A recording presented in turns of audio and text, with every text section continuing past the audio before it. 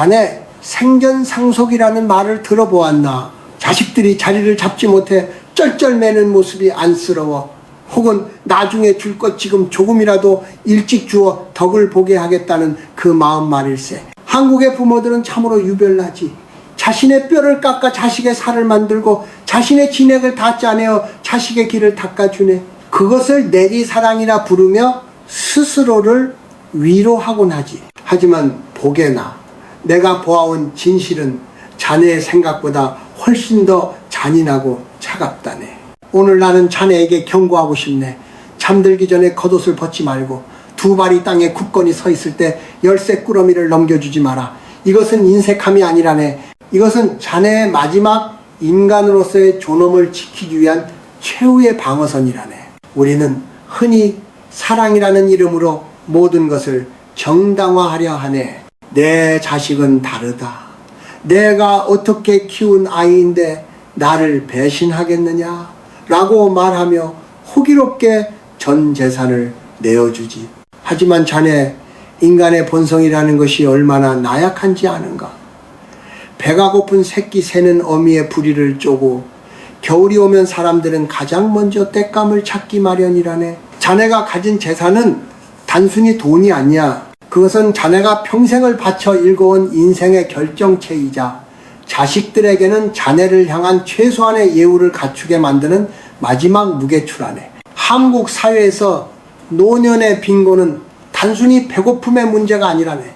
그것은 존재의 부정이지. 평생을 가장으로 어머니로 대접받으며 살아온 이들이 자식에게 모든 것을 주고 난 뒤에 마주하는 것은 고마움이 아니라 짐이 되어버린 자신의 처지라네. 자식의 눈에 비친 부모가 더 이상 기댈 언덕이 아니라 보살펴야 할 부채가 되는 순간 그 관계의 균형은 무너지고 만다네. 자네는 아마 믿고 싶지 않겠지. 하지만 기억하게나 돈은 피보다 진할 때가 많고 현실은 상상보다 훨씬 더 서늘하네. 자식에게 미리 재산을 나누어주는 행위는 자네의 손에 든 방패를 버리고 전쟁터 한복판에 발가벗고 서는 것과 같네. 그 전쟁터의 이름은 바로 노후라네. 여기서 지면 자네는 육체적인 고통보다 더한 정신적인 모멸감과 고독의 늪에 빠지게 될 것이야. 내가 만난 수많은 노인 중에는 강남의 번듯한 아파트를 자식에게 넘겨주고는 지금은 지방의 작은 월세방을 전전하거나 요양원의 차가운 침대에서 자식의 발소리만 기다리는 이들이 부지기수라네. 그들이 처음부터 그럴 줄 알고 줬겠나? 아니네. 그들도 자네처럼 자식을 믿었고 자식의 눈물에 마음이 약해졌던 것뿐이라네. 하지만 그 결과는 나머지 인생의 실종이었지. 여보게, 자네의 인생은 자네의 것이지 자식의 부록이 아니네.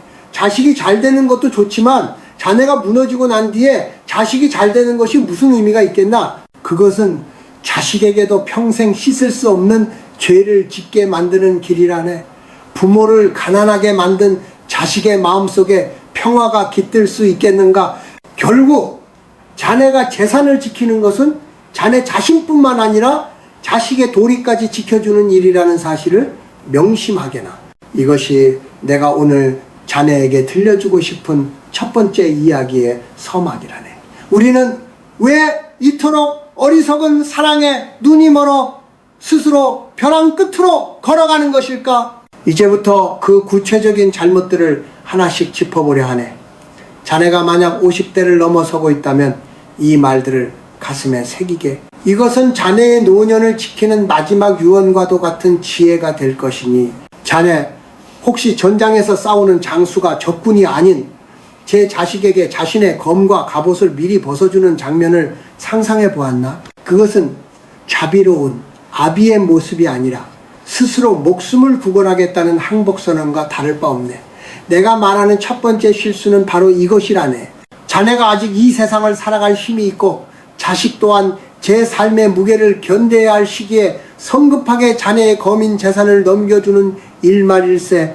우리 한국 사람들은 정친에 약하지. 자식이 사업을 하겠다고 무릎을 꿇거나 손주 녀석의 교육비를 걱정하며 한숨을 내쉬면 부모의 마음은 속절없이 무너져 내리네.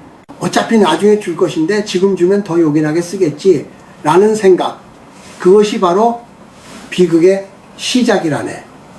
하지만 자네 잘 들어보게나. 자네가 가진 재산은 단순한 돈이 아니라 자네가 평생을 바쳐 닦아온 권위이자 자유의 상징이라네. 노년의 부모에게 재산은 곧 목소리네.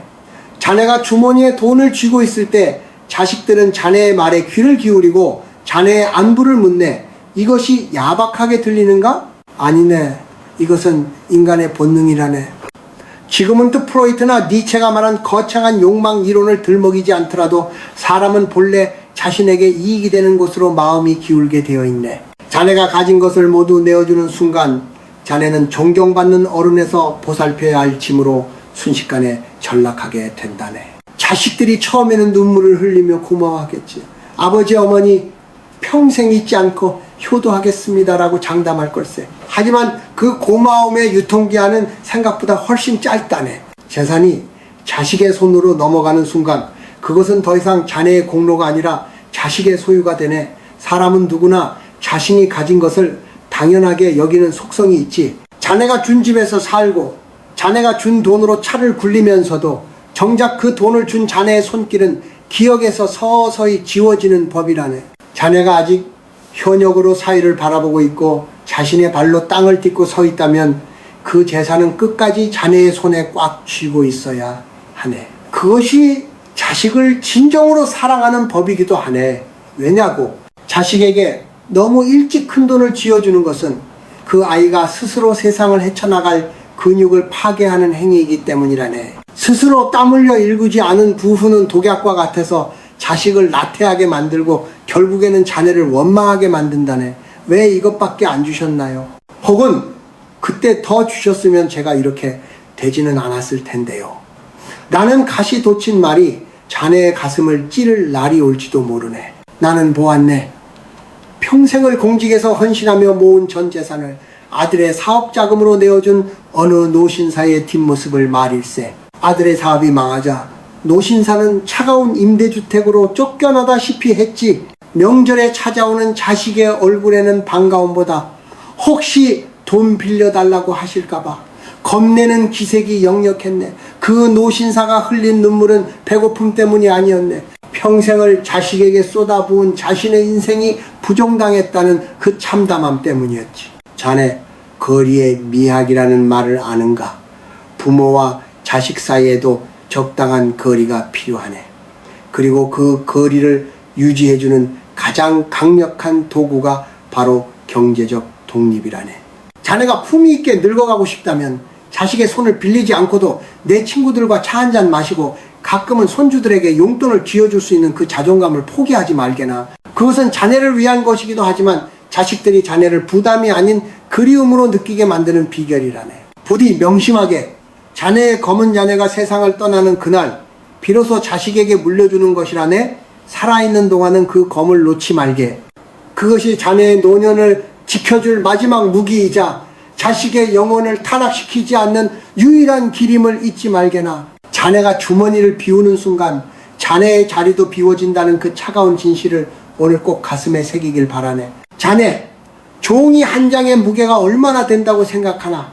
바람이 불면 날아가고 불에 닿으면 순식간에 재가 되어버리는 것이 종이라네. 그런데 참으로 안타깝게도 수많은 부모들이 그 가벼운 종이에 적힌 자식의 부양 약속에 자신의 남은 생을 송두리째 걸곤 하지. 재산을 넘겨주시면 돌아가실 때까지 정성을 다해 모시겠다는 각서 혹은 법적인 효력이 있다는 공증서류 말일세. 내가 말하는 두 번째 실수는 바로 이 신기루를 실체라고 믿는 어리석음이라네. 우리네 부모들은 순진하지. 자식이 쓴 글씨와 도장을 보면 그래도 내 자식은 법을 무서워하고 도리를 알겠지라고 자위하네. 하지만 자네 꼭 기억하게나 효도 시효도는 법으로 강제할 수 있는 것이 아니네. 그것은 마음의 영역이지 계약의 영역이 아니란 말일세. 사랑과 헌신을 계약서로 치환하는 순간 그 관계는 이미 부모 자식 간의 천륜이 아니라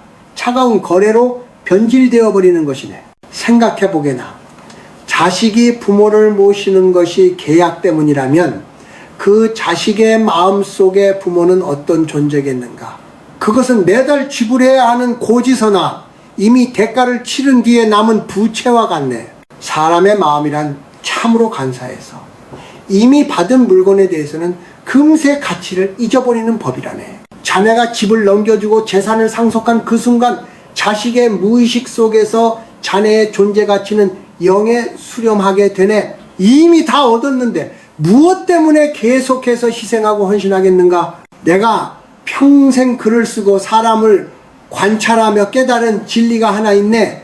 바로 배고픈 호랑이는 사냥을 하지만 배부른 호랑이는 눕는다는 것이지, 자식에게 모든 것을 미리 다 주어 배를 불려놓으면 그 자식은 더 이상 부모의 안위를 살피지 않네. 오히려 자네가 살아있는 기간이 길어질수록 자식은 자네를 약속된 비용이 계속 나가는 부담스러운 존재로 여기게 될지도 모르네. 이것이 너무 잔인한 말처럼 들리는가? 하지만 이것이 내가 수많은 상담과 눈물을 통해 목격한 인간의 밑바닥이라네. 특히 한국 사회에서는 가족이라는 울타리 안에서 모든 것이 용서될 거라 믿는 경향이 강하지.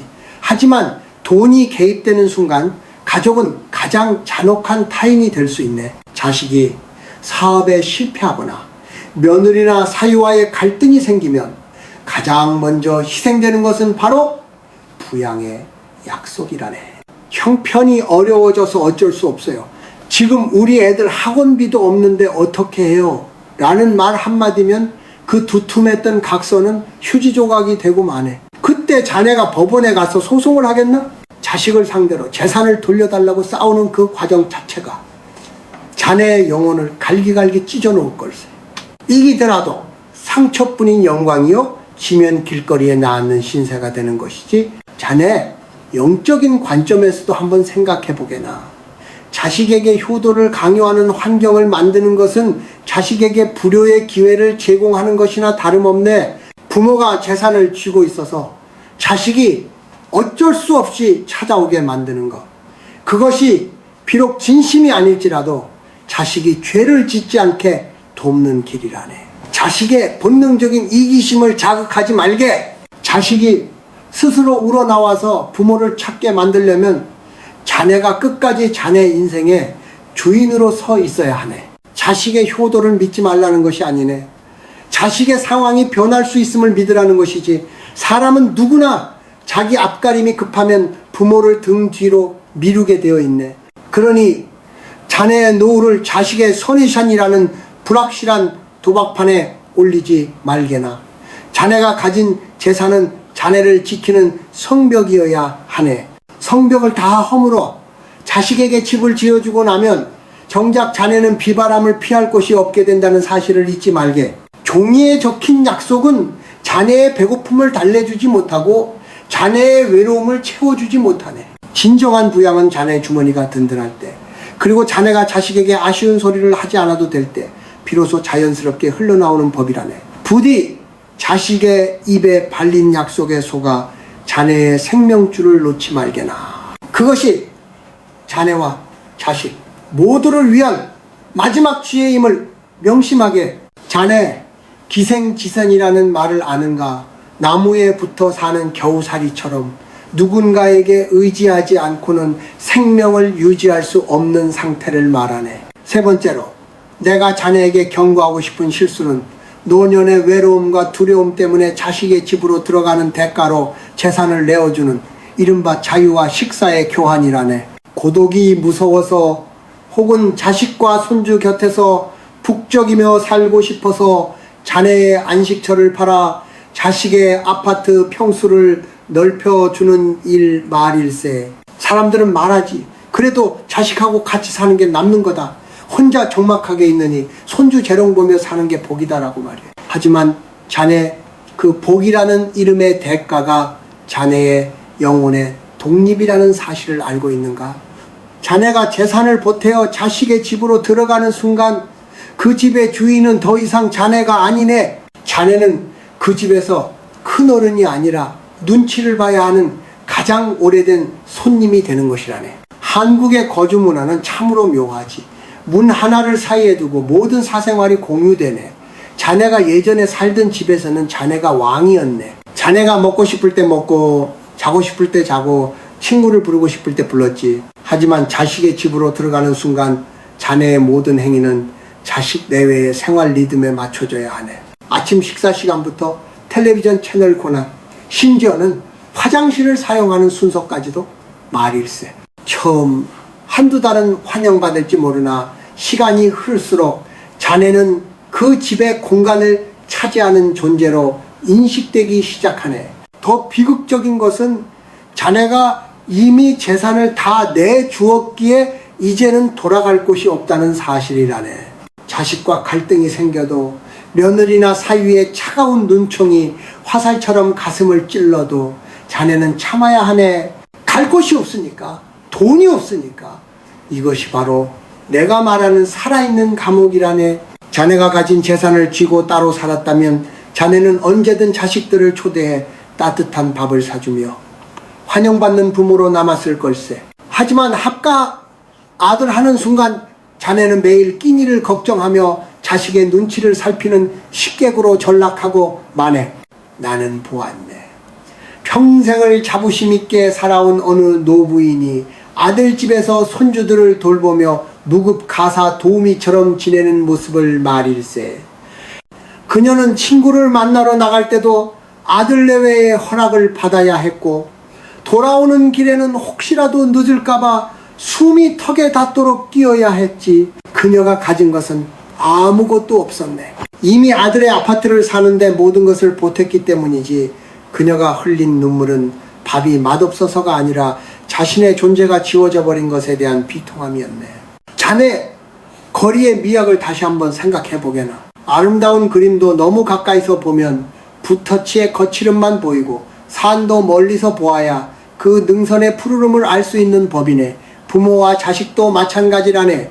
가끔 보고 가끔 그리워해야 그 사랑이 유지되는 것이지 매일 살을 맞대고 살면 인간의 본성인 익숙함과 무례함이 고개를 들게 마련이라네. 자네가 경제적 독립을 유지하며 자네만의 공간을 지키는 것, 그것이 자식에게 존경받는 가장 확실한 길이라네. 만약 자네가 지금 자식의 요청에 마음이 흔들리고 있다면 냉정하게 자문해보게.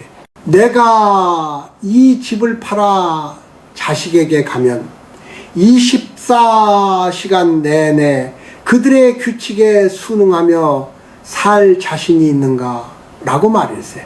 만약 조금이라도 망설여진다면 절대로 움직이지 말게. 차라리 그 돈으로 자네 집 근처에 맛있는 식당을 찾아다니고 취미생활을 하며 자네를 찾아오는 자식들에게 후하게 베풀게나. 그것이 자네의 품격을 지키고 자식의 효심을 자극하는 훨씬 영리한 방법이라네. 늙어갈수록 우리는 나만의 방이 필요하네. 누구의 간섭도 받지 않고 나의 인생을 갈무리할 수 있는 성소 말일세. 그 성소를 자식의 편의와 바꾸지 말게나. 한 끼의 따뜻한 밥과 손주의 재롱 뒤에는 자네의 자유를 저당 잡힌 대가가 숨어 있다는 사실을 명심하게. 자네가 자네의 공간을 포기하는 순간 자네의 인생도 타인의 연극 속 조연으로 전락하고 만다는 것을 잊지 말게나. 여보게, 이제 우리의 긴 대화도 막바지에 다다랐네.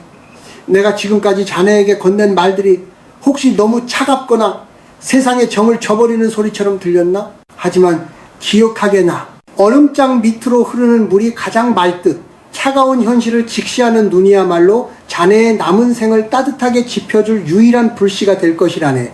이제 마지막으로 우리가 어떻게 하면 이 모든 소유의 굴레에서 벗어나 진정으로 평온한 노년을 맞이할 수 있을지 그 지혜로운 마침표에 대해 이야기해보려 하네.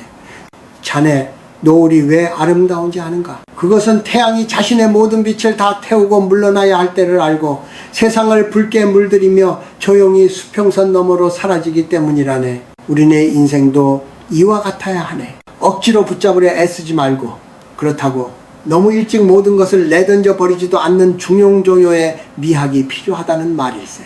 가장 먼저 자네에게 당부하고 싶은 것은 죽는 순간까지 자네 재산의 최소한 30%는 자신을 위한 방패로 남겨두라는 것이네.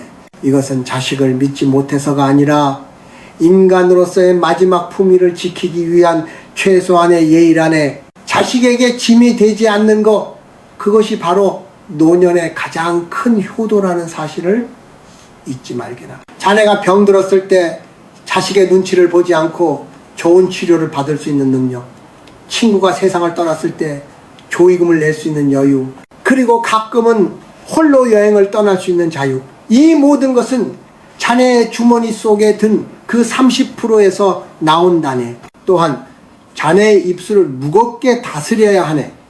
재산을 나누어 주지 않았다고 해서 자식들에게 생색을 내거나 돈을 무기로 자식을 조종하려 해서는 안 되네. 내가 돈이 있으니 너희가 나에게 잘해야 한다는 태도는 자식들의 마음을 더욱 멀어지게 만들 뿐이라네. 진정한 어른의 권위는 지갑에서 나오는 것이 아니라 깊은 배려와 침묵, 그리고 자비로운 미소에서 나오는 것이네. 돈은 조용히 쥐고 있되 마음은 넓게 펼치게나. 자식이 어려울 때 비난하기보다 따뜻한 밥 한 끼 사주며 힘내라고 어깨를 두드려 줄 수 있는 여유, 그것이 바로 우리가 지향해야 할 노년의 모습이라네.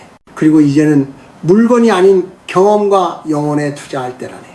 자식에게 더 큰 집을 물려주기 위해 자네의 식탁을 가난하게 만들지 말게. 죽음이라는 문턱을 넘을 때 우리가 가져갈 수 있는 것은 통장의 잔고가 아니라 우리가 사랑했던 기억, 읽었던 책의 구절, 그리고 평온했던 오후의 햇살뿐이라네. 자네의 영혼을 풍요롭게 하는 일에 인색하지 말게나. 그 풍요로움이 자네 얼굴에 고스란히 드러날 때 자식들은 자네를 돈 많은 노인이 아니라 닮고 싶은 스승으로 우러러보게 될 것이네. 자네, 메멘토 모리, 메멘토 모리. 죽음을 기억하라는 말을 들어보았나? 우리는 모두 떠나갈 존재들이네. 하지만 어떻게 떠나느냐가 남은 자들의 삶을 결정짓지. 자네가 재산을 끝까지 현명하게 관리하며 당당하게 살아가는 모습은 자식들에게 그 어떤 유산보다 값진 삶의 태도라는 교육이 될 것이네. 스스로를 책임지는 부모의 뒷모습이야말로 자식들이 세상을 살아갈 가장 튼튼한 뿌리가 된다는 사실을 명심하게나. 이제 내 말을 마치려 하네. 여보게, 자네는 충분히 고생했네. 평생을 가족을 위해, 자식을 위해 쉼없이 달려오지 않았나. 이제는 자네 자신을 안아줄 차례네. 자식의 손에 모든 것을 쥐어주고 빈손으로 허망해하지 말고 자네의 손을 따뜻하게 맞잡고 남은 길을 걸어가게나. 저 멀리 서산으로 넘어가는 해를 보게나. 저 빛은 사라지는 것이 아니라 내일의 새로운 태양을 위해 잠시 쉼을 얻는 것이라네. 자네의 노년도 이와 같이 아름답고 장엄하기를 진심으로 기도하네. 부디 자식의 그늘 아래 숨지 말고 자네 자신의 빛으로 고고하게 빛나는 노을이 되시게나. 자네의 평온한 미래를 위해 이 못난 노인의 고집스러운 조언을 부디 잊지 말아주게.